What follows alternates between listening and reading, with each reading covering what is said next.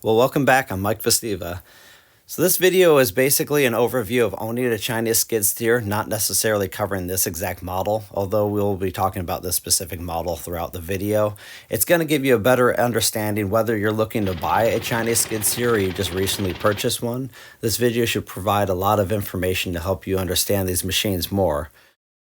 So most of the Chinese mini skid steers in this size range are all very similar, with only a few differences like gas engines that come in, single cylinder or dual cylinder, more or less horsepower, whether you're interested in that. Double or triple pumps, we'll go into that hydraulic pump information later in the video. You can get rubber tracked high drive models like this, flat track rubber tracks, or you can even buy them with wheeled versions. We'll go into more detail about the differences between tires and tracks and high drives and low drives. With that said, they're all very similar. After watching this video, I think you'll have a better understanding of what you can do with these little machines and if you're still interested in buying one. So enjoy the video. So I'm going to go into a little detail of the machine I sought out to order and what I actually ended up getting. And this might give you some information about, like, if you really have your mind set on one machine, you might get something else. You'd probably be all right with it. So I set out to order basically the machines from Rippa. At least that's badged as it. I ordered it from the same place down at Rippa, Texas that I ordered my mini excavator from. They were really nice people to deal with. They told me this machine would be delayed for a few months. It was delayed by a few months longer than that. But it was originally basically the Machpro 300. And by the time I got the machine, it looks like they upgraded supposedly. And I got the 330, I believe, high track model. Same as high track drive as the other one. But unfortunately, this one didn't come with an oil cooler. The 300 model actually had a little small side-mounted oil cooler. I really liked that original model I set off to order because it did not have hydraulic cylinders and lines on the outside. Very sleek, simple. Looks like less stuff to get ripped off going through the bushes. All in all, I'm still pretty happy with this model, especially after I installed an oil cooler. The company I ordered it from did make it right with me and reimbursed me for the cost of the oil cooler and fittings. But we'll jump into the video here and show what you can do with these machines and talk about some basic maintenance on them. And even right out the box here, the tracks were wicked tight, same as my mini excavator. So if you get one of these machines, the tracks come super tight. I think that's one of the reasons people are having a lot of bearing failure on some of the rollers. Tracks sound tight. They sound like they're just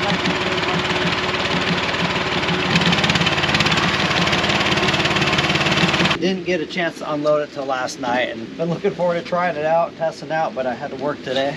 Gonna run this in the garage. The tracks on this thing are wicked tight. Take a little bit of tension off the tracks and hopefully keep from these drive rollers blowing out on this thing in 20 hours like I've been reading some people have been having problems with. So not just this make and model, but like I said earlier, there's a lot of similarities between all these high track models, and they have this kind of vulnerable bearing setup in this idler wheel.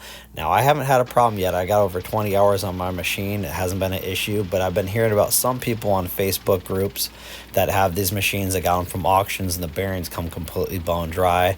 If you do get a mini skid steer or thinking about getting one, get on the Facebook forum. There's a lot of good groups out there for these Chinese skid steers that cover a lot of information about what bearings you're going to need for the seals and all that kind of stuff for rebuilding those wheels. Again, this 330 model has this individual skinny idler wheel, and the 300 model that I originally ordered had a dual kind of sided idler wheel, which I never heard about failures. Time will tell how mine holds up, but if you catch it early enough, throw some new bearings in there of higher quality, you shouldn't have a problem with it. So these tracks are wicked tight. I would never set a track up this tight, and I've seen a lot of machines on the internet with a very similar track arrangement, and this roller goes bad super fast, the bearings in it. And a bunch of people say they don't have grease. This is different makes and models, but it looks very similar to this. So under here is probably a mechanical adjustment. We're going to pull this off, back this track off, but you can see all this. This is just by driving it maybe a block to get it up here. This is all a bunch of rubber off the tracks already. Probably wear and tear, breaking it in, but these tracks, way too tight. Massive pressure on the drive motor, massive pressure on all these rollers. Maybe they just plan on putting them tight from the factory so people don't know how to adjust it. Maybe they'll stretch in, break in, but I think you're going to break things off, not break things in. So there's the jam nut, which I found is 1.25" wrench, and this is an oddball 16 mil on the end. So we're going to back the jam nut back and back this off. Let's take some tension off of them.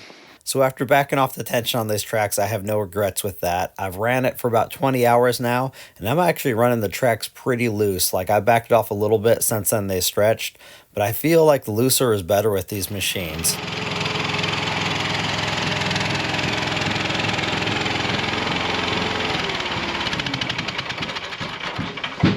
Don't mind all the drumming, that's my son in the shop playing drums back there. Tracks already sound a hell of a lot healthier. I'm sure I'll have to keep up on, they're gonna stretch in the next 40, 50 hours. This side especially was tighter than the other side. Kind of found that with my mini excavator. One side was tensioned way too hard. You could feel it just fighting. This didn't fight that bad, but it just sounded awful. Well, trying to take the first little load of gravel up a slight incline to my son's play area. The damn track just popped off. Ugh. I hear this is a problem with these things. Track popped off. We gotta work on it now, buddy. So after 20 hours of running this machine, my personal experience is loose is better for these tracks. Any of these track models you're going to deal with occasionally the track trying to ride off. You'll be cruising around somewhere and it'll either get a rock in it or get up against a root or a bigger rock on the ground, and it can potentially roll your track off on one of those idlers on the front or back. I've dealt with it firsthand a few times. Best is to stop and try to reverse it slightly, and sometimes you can roll it back on without actually taking the tensioner all the way off. But you gotta be careful with that, because I've seen way too many people breaking these tracks on these machines within 5 to 10 hours and wondering where you get new tracks. They can be a little vulnerable, but I said loose is better. When I first got in, the tracks are fairly tight. Doing gravel work was a killer on these tracks. You get a rock in between the roller and track and you'll just hear the rock shatter and bust. As I have the tracks backed off a little looser, it gives a little more free play for stuff to kind of give a little bit. You can still get rocks caught in the tracks, but it's not nearly as bad. But that being said, working with large river rock and gravel and dirt, you gotta be careful about rolling that onto it. Try not to slide steer so much. Try to gradually turn in material like that. Any type of large gravel, small gravel 5/8 minus isn't gonna be an issue, but 1.5 inches, 1.25 inches, that bigger stuff, you just got to be completely considerate about how you run these machines over that kind of gravel, because when you skid steer it, you're going to pull a lot of gravel on the tracks, and that's when you're going to deal with some issues. So why did I buy a track model and a high track model for that rather than a flat track or a wheeled model? Well, for where I'm at, I live in the Northwest. We got a lot of mud, just kind of nasty ground most of the year. It's hard to get traction, and the track models tend to get better traction than the wheel models. Wheel models are better for working in pavement, on driveways, harder surfaces like that. They also don't have to deal with throwing tracks, but they commonly run a chain drive inside off the hydraulic motor, so there's some more parts in there that can wear out, and you can deal with flat tires. But you're never going to be throwing tracks on a wheel model. I think the wheel models travel a little bit better speed as well. That's when this thing is pretty slow, this track model I have. I went for a high track model in particular on this one because all the mud and nastiness we have are mostly year round out here. I wanted that hydraulic motor up high, out of the way in the body of the machine. And you tend to get a little bit more ground clearance on the high track models than you do with the low track. With that said, though, I'm going to keep an eye out for a different model down the road in a year or two if I can find one. Found one model that has a simpler drive system. It's not a high track model, but it runs a much larger rear sprocket, which I think has a better traveling speed, and you have less idler wheels to blow out. So I think I'm going to lean towards that model in the future if I can find one at the right price.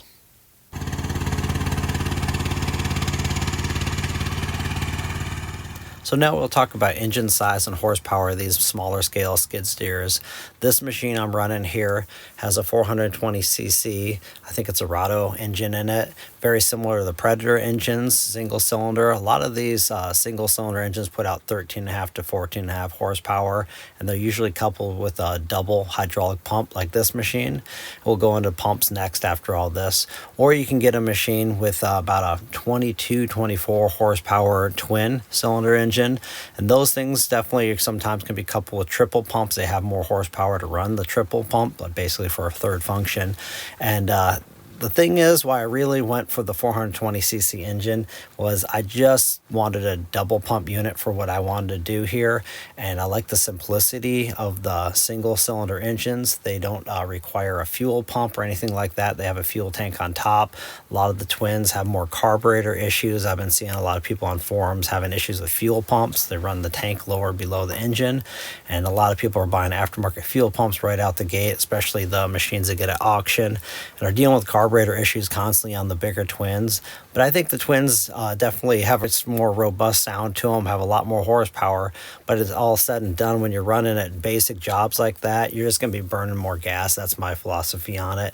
And the fact that I can go to Harbor Freight and buy a replacement engine for $350 for this single cylinder, that's kind of the way I went with the 420cc single.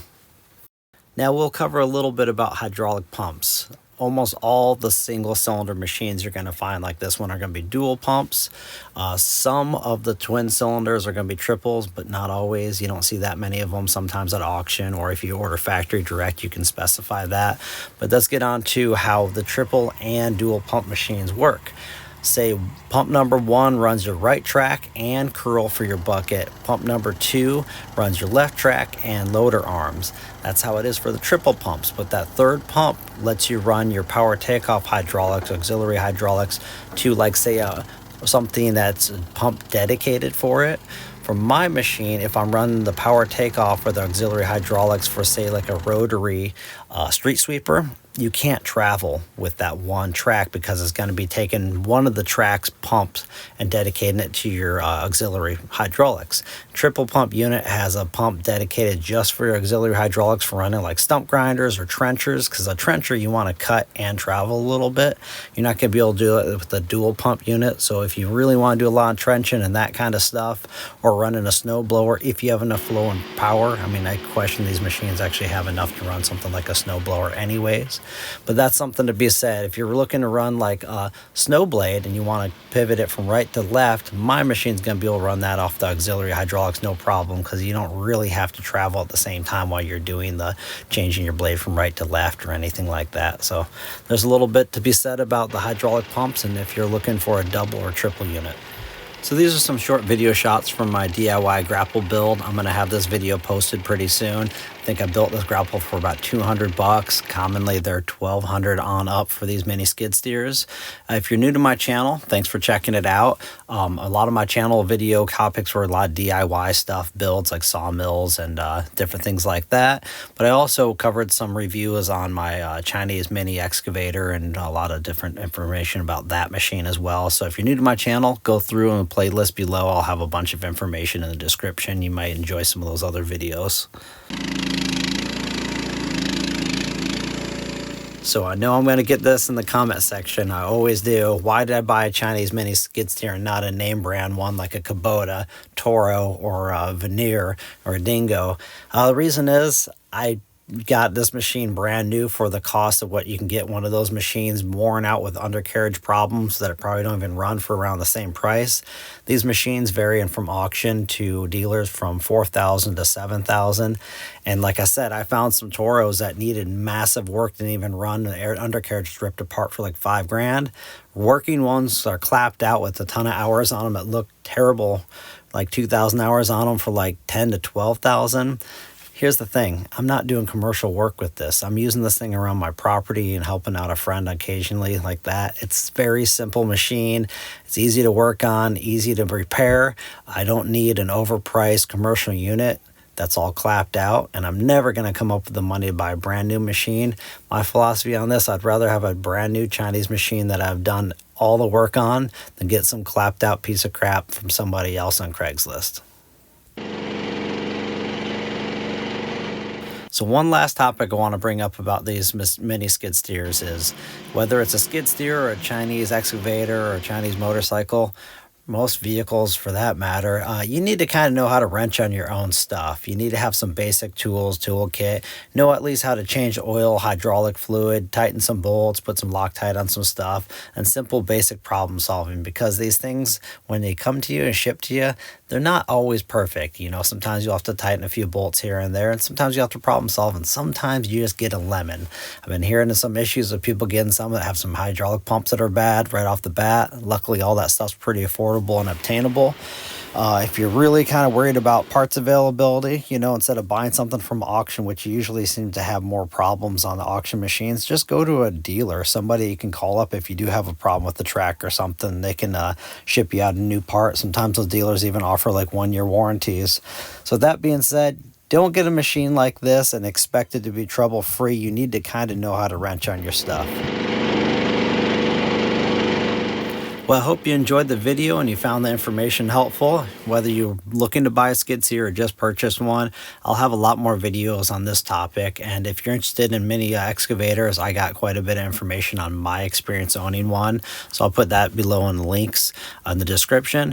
Keep in mind, I spent many months collecting footage to make this video, and probably spent a good day to day and a half worth of my time editing it and voiceovers to get this thing. So if you're going to leave a comment down below, please leave something nice and give it a thumbs up. If you're not subscribed, you know, consider subscribing and go through and check out my videos. I have a whole bunch of fabrication videos, welder reviews on my mini excavator, and I'll be putting some more videos up on the skid steer. So enjoy.